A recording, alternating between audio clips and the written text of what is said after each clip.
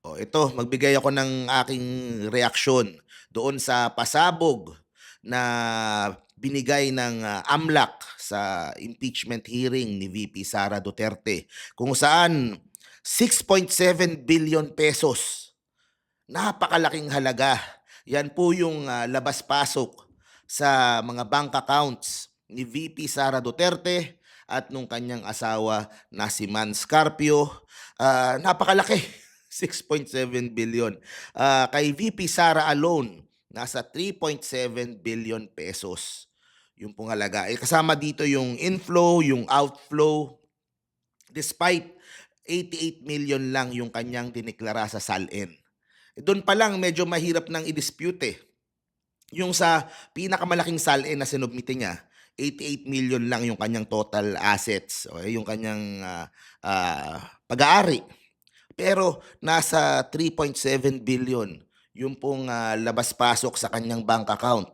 At sa kanyang asawa, pag pinag-combine mo sila, 6.7 billion. Ito ba yung dahilan kung bakit puro TRO sa Supreme Court ang hinihingi?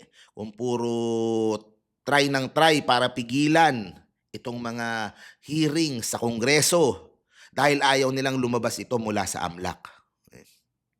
Alam mo, nung una ko 'tong nakita, isa yung tumakbo sa isip ko. Isa kaagad yung naisip ko bigla. Tama pala si Sonny Trillanes. This whole time, he was telling the truth. Diba? Ang daming paninira na binato sa kanya. Yung mga trililing, yung mga attack dog, lahat ng alam mong masasakit na salita binato kay Trillanes.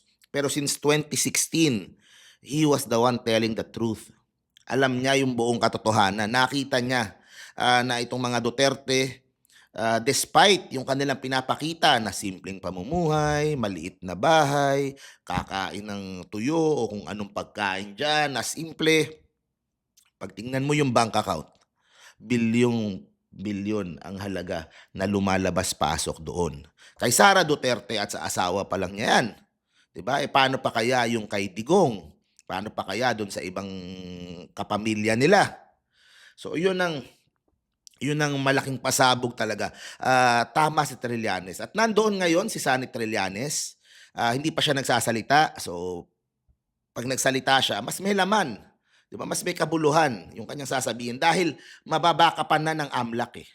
Mababakapan na ng aktual na ebidensya mula mismo sa ahensya na kayang magbukas ng bank accounts. Yung AMLAC kasi, Anti-Money Laundering Council, para sa mga hindi nakakaalam, kapag ikaw ay magdedeposito sa bangko ng malaking halaga, isa nga kalahating milyon lang o 1 milyon lang ifa-flag ng AMLAC kasi titingnan nila kung ito ba ay nagagamit sa money laundering or sa mga illegal na aktibidades. Okay? So, itrabaho yan ng AMLAC na mag-flag ng ganon. Tignan yung ganon at questionin yung mga bank account, yung mga pumapasok na pera. At sila ang may karapatan na sumilip sa mga bank accounts. O kaya, yung kanilang summary report na ito, napakalaki. Napakalaking impact dito sa impeachment complaint. Tandaan nyo yung kay Corona noon, di ba? Ang dumali sa kanya ay yung kanyang SALN. Yung pinagkaiba nung SALN do sa actual na kanyang assets. Ano pa kaya itong kay BP Sara Duterte na bilyon-bilyon yung halaga na lumabas. Okay? So, it all adds up yung story yung mga ibang mga testimonya like yung kay Madriaga, nagko-corroborate lang yan kung ano yung mga posibleng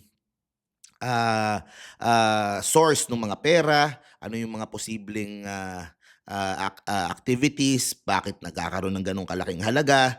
Tapos isama mo pa yung itong nalalaman ni Trillanes. So that builds up a very good case para sa impeachment ni VP Sara Duterte.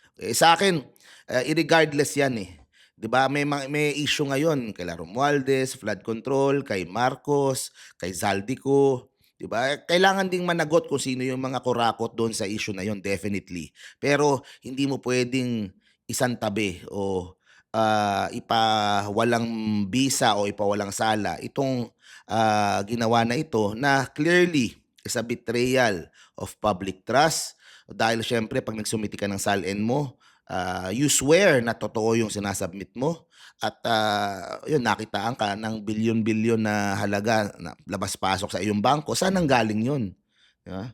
So, this breaks the myth na ang mga Duterte simpleng pamumuhay, kumbaga walang bahid ng korapsyon, pero, ang daming ngang corruption issues, eh, yung ang nagsasabi lang naman ng walang bahid mga DDS lang din.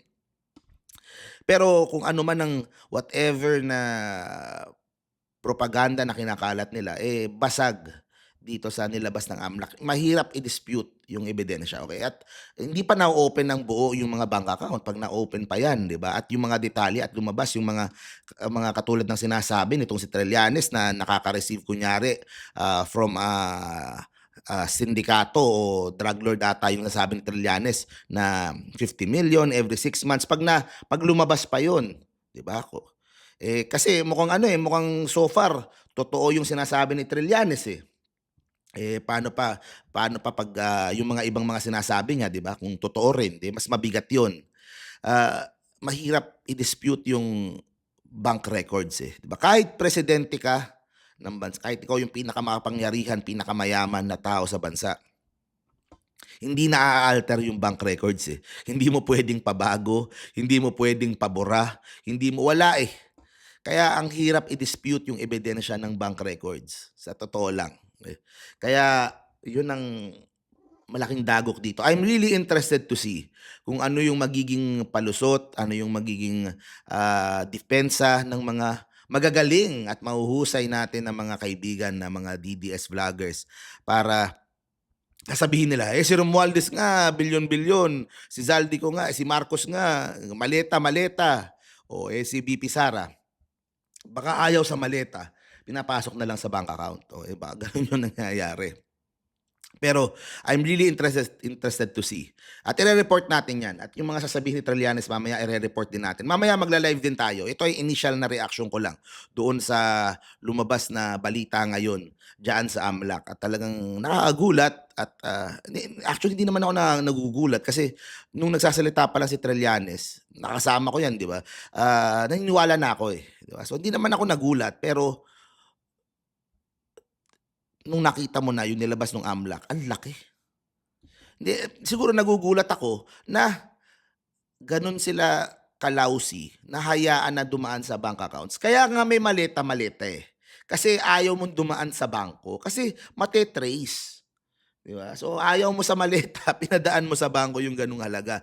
Hindi mo naisip na in the future mate-trace yung mga transaction mo na gano'ng kalaki na bilyon ng halaga sa bangko. So, ayan na nga, we are here right now. So, abangan natin kung ano yung mga lalabas pa, ano yung depensa ng kabila. Bloodbath talaga yung nangyayari sa Kongreso. So, yun, tignan natin yung next na mangyayari.